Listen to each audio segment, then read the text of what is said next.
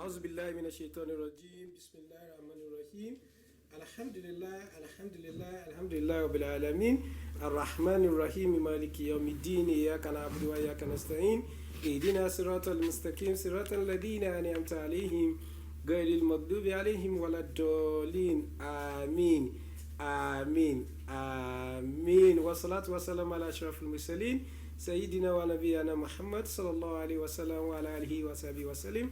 Amma ba'd. Assalamu alaikum wa rahmatullahi wa barakatuh. We thank Almighty Allah for this opportunity, and we appreciate Allah for counting us among those people that are still alive to witness today. We say Alhamdulillah, and we appreciate Allah once again for making today a reality. You are all welcome to Al-haqq Network live on EBS. Inshallah, we have come again today with another interesting program. I will believe that at the end of today's program, we are going to learn one or two things, inshallah. As part of the things that we have for all our viewers today, inshallah, we are going to be having a lecture that is going to be centered on our nutritional needs for the month of Ramadan. How can we meet up with the nutritional needs in the month of Ramadan? And inshallah, that will be immediately followed by our Tafsir al-Quran. Inshallah, we have a big fish, somebody that is a sheikh that can shake something. You know, we have sheikhs that can shake something, and we have sheikhs that cannot shake anything. Inshallah, we have a sheikh that is combatant, who is physically combatant and also spiritually combatant. Inshallah, he is going to be the one that will anchor our Tafsir al-Quran today, and immediately after that, we're going to be having our video segment. I want to advise that we all stay glued to our TV set as we will be unleashing the program one by one. Once again, we say Assalamu alaikum wa rahmatullahi wa barakatuh to our viewers. I am Abdulaziz Adekunle Adelana, and I'm going to be your anchor for today's program.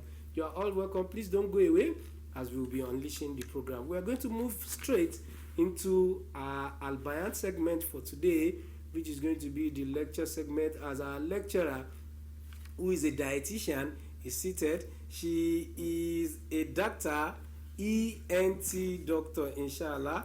She came all the way from Abuja, inshallah, a resident doctor in the National Hospital, a ENT surgeon, inshallah. We'll be discussing with us this evening on our nutritional needs, inshallah, for the month of Ramadan. And I believe all of us will want to learn one or two things. Please, let's welcome all together Dr. Munirah Abubakr. Assalamu alaikum.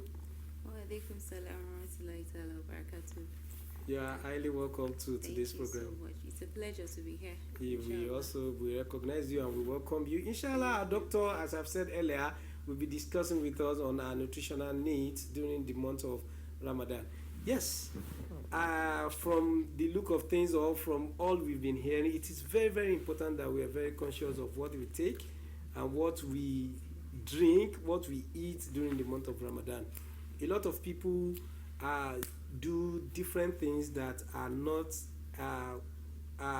advisable health-wise during the month of Ramadan. That is why we have deemed it fit that a topic like this will be very important in a month like this. Please, can you just help us to discuss with our viewers how they can really meet up with the nutritional needs in the month of Ramadan? Okay. Thank you so much for bringing me here today. So, Assalamu alaikum wa rahmatullahi wa barakatuh, viewers. My name is Dr. Munirah Abubakr Ozeto, and I'm going to be talking to us today about how to meet our nutritional needs during this month of Ramadan. You know, Ramadan is the 11th month of is the 9th month of the month in Islam, where Allah subhanahu wa ta'ala says in the Quran, chapter 2, verse 183, that fasting is compulsory for us as it was prescribed for those before us. So we might be wondering, do I really, this fasting, is it going to hinder me from meeting up my nutritional requirements? Because every day we have a daily requirements that our body needs to function. The truth is that fasting doesn't hinder you from getting those basic requirements that you need. The secret just lies in tailoring those nutritional requirements between the iftar and the sahur. So now, what are these basic nutritional requirements that we need? We know there are different classes of food. We have the carbohydrate, which acts as fuel for the body. They energize us for our organs, the heart, the liver. All of them we need the carbohydrate, and we have different food like oats, pasta, yam, like our Nigeria delicacies now that are rich in carbohydrate. Then of course we have the proteins that help to build up worn out tissues. There are so many sources. We have chicken, fish, meat, eggs, and so on. Then what about the fat and oil? They are also for energizing the body as well. Then vitamins and minerals, they help to boost our immunity while helping us have good vitality. They also act as antioxidants that prevents the body from diseases. And they are so the main sources in this group are fruits and vegetables. Lots of fruits and vegetables. So how do we now meet these basic nutritional requirements? Like I said earlier, the secret is just tailoring our nutritional needs in between the pre-dawn meal and the iftar. That's how you should go. Does this mean we should eat in excess? Does it mean I should eat a big bowl of eba because it's like a war? I have to eat to have this energy. No, that's not what we should do. It's sunnatic that we shouldn't eat in excess. We should divide our stomach into 3 portions for food, for air, and water. Yes. And even Allah says in Quran chapter 7 verse 31, He doesn't want us to eat in excess. So even health-wise, we shouldn't eat in excess.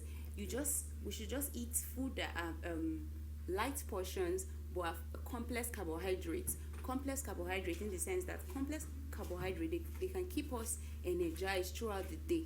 So it doesn't mean that you overeat. It doesn't mean that you eat large portions of this food for you to be able to get this energy. Instead, you get sluggish throughout the day. You overstress the digestive system. Then your body you get so dizzy and lazy throughout the day. It shouldn't be. That's not how you should attain your our basic nutrients that we need. All right. Then I'm going to be talking about tips, talking about iftar and sahur. I'm going to be giving us tips on how we should eat, what we should eat, and what we should not eat. So I'll start with the sahur. Like the Rasul Sallallahu Alaihi Wasallam said that we should never skip it, and there are a lot of blessings in sahur. Health-wise, we shouldn't skip sahur. Like I said earlier, we eat light meals with complex carbohydrate like rice, oats, cereals. This what they do is that they keep us energized throughout the day, so you'll be able to have energy to carry out daily tasks. So then we should avoid caffeinated drinks, because caffeinated drinks will keep you very tasty because they're like diuretics. Diuretics means you lose fluid. It make us lose fluid a lot. Then during the sahur, take lots of water. Then there are also fruits that are very they contain lots of water, like watermelon, cucumbers. But of course, we know water is the best choice to choose from. So we take those things, rehydrate, because your body is going to you need to rehydrate during this time. Take a lot of water, like I said earlier, fruits, watermelon, cucumber, because taste is one of the things that dehydration is one of the complications we have. Sometimes you complain that you're tasty. So if you rehydrate properly during the sahur period, that's one. Then I said you should avoid carbonated drinks. Then deep fried foods like snacks like samosas, those pastries, we should avoid them because they'll slow the digestive system, and it will lead to some weight gain at the end of the whole Ramadan period. Then for the iftar, how should a proper iftar meal be? Now you've broken. It's time for you to break your fast. Does it mean that you have to overeat, like you want to eat all what you've missed? No, that's not how it should be done. The secret in iftar is that we can take dates. First of all, to break your fast, you can take dates or water. This is one of the prophetic fruits that the Rasul Sallallahu Alaihi Wasallam advised us to take. Even medically, dates is very rich in fiber. It will help your digestive system to recalibrate them. Then it's very rich in iron, magnesium, a lot of vitamins, especially the B6 vitamins. So dates are very good choices for us to break the fast. Then water, of course, to rehydrate after the long long hours of fasting. Then take like 10 to 15 minutes break. Then you take your you observe your Maghrib, so that you know, after observing your Maghrib, then you come for the main course of the day. Take healthy choices, like instead of fried yam, we can boil the yam. Instead of snacks, like I said earlier, samosas and all those things, you can eat maybe baked one instead. Like if you are eating rice, for example, let me give an example of a typical iftar meal, like for a healthy choice. You could say rice and vegetable sauce. Take lots of vegetable sauce in light portions. Like I said, we shouldn't eat in excess, because apart from the fact that it's Islamically not encouraged, health-wise you shouldn't eat, because you slow down your metabolism. You give your body excess how will I put it, you give your body, let me use the word, excess work, which is really not healthy at the end of the day, because you won't be able to achieve, you know, the stamina and all what you need to perform the art of ibadah, for the art of ibadah and all that. So to conclude, Ramadan, it's not it's a period of over feasting and eating. Instead, even in worshiping Allah and doing the art of ibadah, there are healthy choices that we should follow, so that we can attain this whole essence of the whole fasting, both in terms of the spiritual part and health-wise too. So, Alhamdulillah, we appreciate our doctor who has been talking to us on meeting our nutritional needs in the month of Ramadan. Very soon we are going to throw our lines open for our viewers at home, in case you have one or two questions to ask. While we await that, I think I have some things I penciled down here that I quickly want to ask our doctor. Doctor, please, during the month of Ramadan, many people complain that they start developing ulcer during the month of Ramadan. What may be the cause of that? I don't know whether I should take all the questions or we take them one after the other. Take all the questions. And okay. The second one is you mentioned that when we're breaking our fast, fruit is always the best. You suggested dates. But what if we are in a place where we cannot get dates? I don't know if you can give other options. Okay. Because from I heard or read somewhere about fruits that contain citric acid, that they may be also be dangerous or something of that nature. Then the third one here is you said after the fruit we should take water. Which water is preferable? Cold. You know, we are dehydrated and all we need at that time is cold water. So what's do you think one should do, or which advice can you give as regards? Let's take these three first before we let me take the question about if you're in a place where there's no dates. Like I said using dates, apart from the fact that it's a sunnatic, like it's a prophetic fruit, you can use water. If there's no dates, you can use water. Then there are other fruits we can use as well. Watermelon is a good one. It contains lots of water. You could use that to break the fast. The reason why dates are also very good, aside the sunnatic recommendations, is that dates have very low glycemic index. Like they will not really make your sugars spike up, you know when you break your fast, and and a lot of other things too. So that's why dates. Then as for the question of which is preferable, like is it cold or cold water, or water that is so cold, or warm water? Well, I would say it depends on the weather. It depends on the weather. In a very cold weather, you wouldn't advise I personally, I don't really take cold water. I just take room temperature water. So whichever one, just your what is it called? Take just think of the weather. If the weather is very cold, it's a rainy day, you won't want to take ice or so that's how I go. Then for the third question about ulcer during Ramadan, fine. What happens is that if the person is already, is the question about people Ramadan causing ulcer, or someone having ulcer? So people have complained that staying that long without eating may bring about ulcer or thereabout. Well, I don't really think that's very correct, that staying for that. Fine, we know that like you asked concerning taking some kind of fruit that might cause some some fruit that might be acidic. You talk about citric acid and all that. Like I said, I forgot to mention that if you want to break your fast during iftar, we don't advise you to take fruit that are very rich in like acidic fruits like oranges, because the stomach is already empty, so the gastric content there, so you don't just increase the the gastric content secretion, so it can erode the gastric mucosa, so we don't really advise that.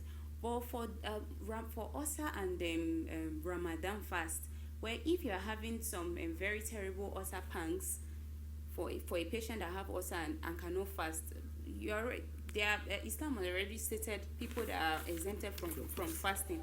But I don't think fasting Ramadan causes make people to. I've even seen people that go. Please, let's quickly take this call. Assalamu alaikum. Please, what's your same to you, sir? Please, what's your name and where are you calling from? Yeah, Mustafa from Ugo. Okay, sir. I want to first of all commend the doctor in the house for a brilliantly delivered lecture. We at home here enjoyed very seriously. The question I want to ask the doctor, it is very common that when one has taken a toll, one becomes seriously tired to even go into other acts of ibadat immediately after iftar, like going into Ishai and Tarawih. Is there any nutritional measure that one can put in place to overcome this task? The answer already. Yes. Okay, thank you so much for the question. Thank you so much for that question. Like I said, after okay, let me talk about how a typical iftar should be. When it's time to break your fast, you take it. If it's date, you take date or water. These are the preferred ones. Then you go and pray Maghrib. You don't just rush and start taking the main meal. You take time. You pray Maghrib. Let's say 10 to 15 minutes. You do all the acts of ibadah. You pray. You ask whatever you want to ask for from Allah. Then afterwards, you come for the main course meal. Let's say I'm having rice and vegetables sauce. Sorry, please. You answer that question. Assalamu alaikum. Okay. Please, what's your name and where are you calling from? My name is Please go ahead with your question.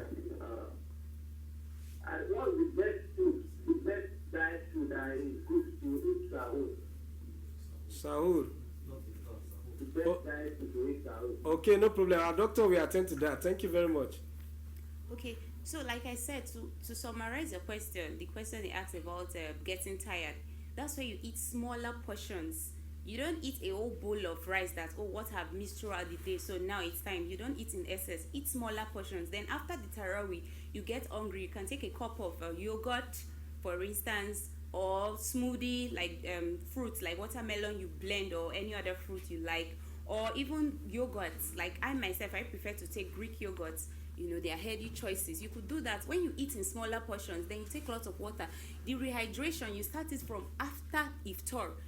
You understand? You start taking water. Let's say every 2 to 3 hours, you're still around doing some arts, or you can just be taking like a cup or two of water. That's how you start rehydrating yourself for the whole sahur and the whole fasting again. Okay. So if you eat in smaller portions doesn't mean you're not getting your nutritional needs, right? It doesn't mean when you take a whole bowl of eba, that means you are getting it. That's not what it entails. Smaller portions smaller meals in the right proportion will be able to help you and prevent you from being lazy and doing the acts of ibadah. Thank you. Okay, I think we have another question on the advice for the best meal to take in for Sahur. Well, like I said earlier during the course of the lecture,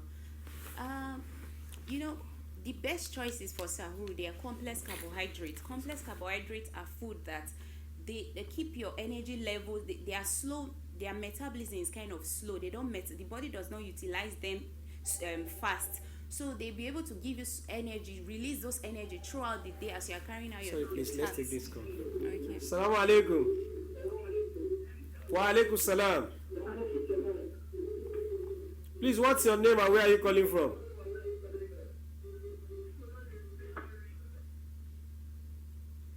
Hello? I think we've lost that. Okay, so the best food for sahur, like I said, high complex carbohydrates, as well as you take some fruits. Like let me give an example using the Nigeria delicacy. For my sahur, for instance, I can take oatmeal. You take oats with lots of maybe fruit salad like watermelon, pineapple, pawpaw. These things are very affordable. Allah has made them so affordable. Like my grandmother will always say that things that are very good for you are very cheap. But you can, things that are so, like junk food, they are so expensive. Please, let's take this. Assalamu alaikum. Please turn down the volume of your TV set. Can you listen to me? Yes, we can hear you. My name is Audrey. Okay, please go ahead.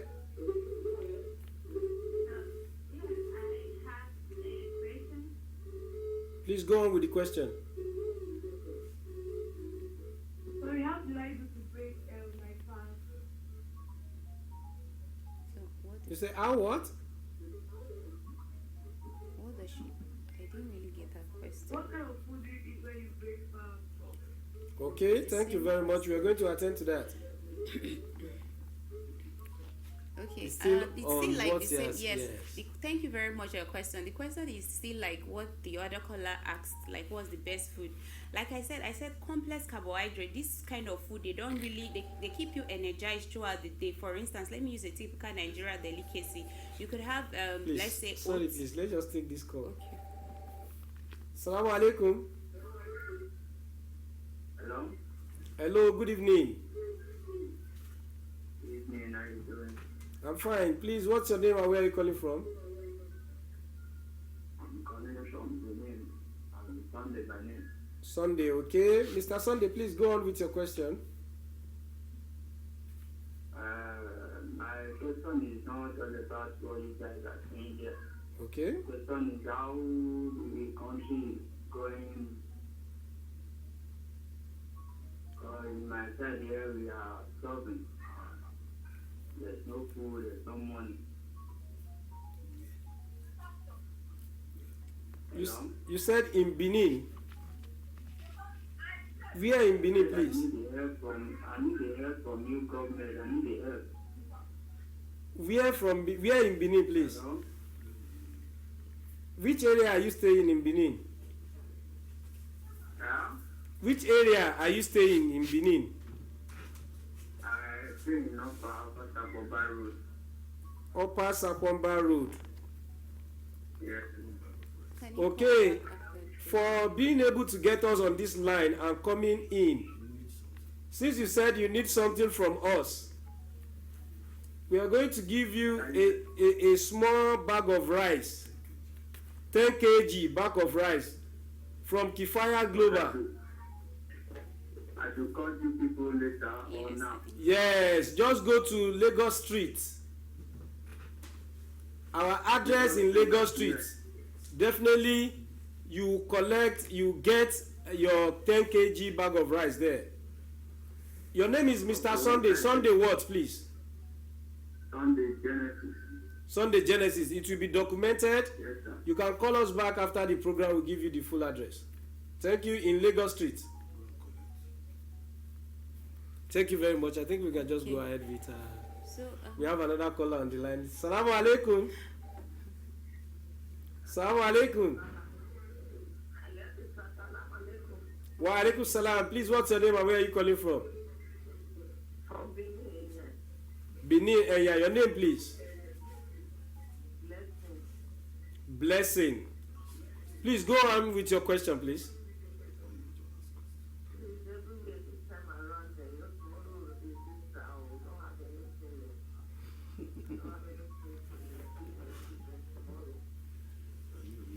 Are you a widow? No. Okay.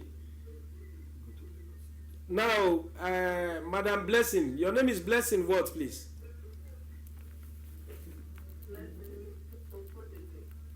Blessing what? Okodede. Okay. Please just go to our office in Lagos Street. They are going to give you 10 kg bag of rice from Kifaya Global. Al-haqq Network is giving you that. So just call back immediately after this program. Number 67 Lagos Street. Thank you very much. I think that is how much we can take as far. Let me allow our doctor to respond to our questions. Okay, the question about what's the best food to take for our sahur. I said complex carbohydrate because they keep you energized throughout the day. Like a typical Nigerian meal, I'll take let's say brown rice and vegetable sauce. Then I'll take lots of water. I'll take dates. I want to take let's say a slice or two of watermelon. That's a typical iftar. That's a typical sahur meal. I don't need to, there's this practice where I come from where people wake up from 2 a.m. and start pounded yam. I have a cousin that would tell me every time after iftar that the war has been fought, and I'm like, it's a war. So it's not a war. It's not about the size of the food you eat. Instead, to make you more how nutritious the food. How nutritious. Even a little bowl like this of small rice, vegetables, vegetable sauce, then fish or meat, then a slice of watermelon or just 2 or 3 dates, lot of water.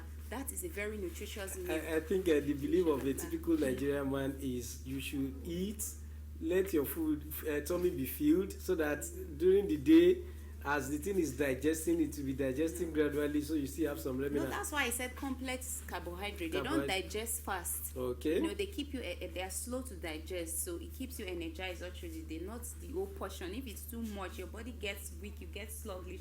You sleep throughout the day. Then the art of ibadah that you're supposed to carry out, you won't really get this stamina to do it. So yes, we say thank you very much to our lecturer. But before we round up. From a reliable source, I was told that our lecturer is the Amira for Form 1 youth wing in Edo State, inshallah. You are highly welcome once again. And from all the indications, the program, Form 1's program is going to be tomorrow at the usual venue, Igun Central Mosque, inshallah. Ramadan lecture, plus we have free heads. We're going to do we're going to do check-up. Like, so you call your friends, your family, even though those that are not Muslims, to come to a good mosque tomorrow, inshallah.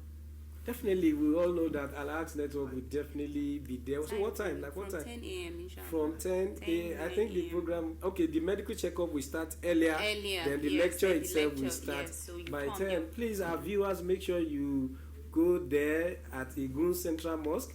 You can go there for a medical checkup earlier before 10, and the lecture proper we start by 10. Once again, we want to say a very big thank you for squeezing out time out of no time to be part of today's program. And we believe that our viewers have learned 1 or 2 things.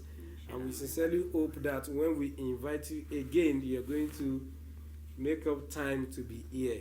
Yes, May Allah make it easy. The program tomorrow is by 9 a.m. 9 a.m. May Allah make it easy. Our Form 1 program tomorrow at Igun Central Mosque by 9 a.m. So it's on that note that we want to be moving to another segment of the program, inshallah, which is the Tafsir al-Quran. We are going to move into that segment immediately after the timer. Please don't go away.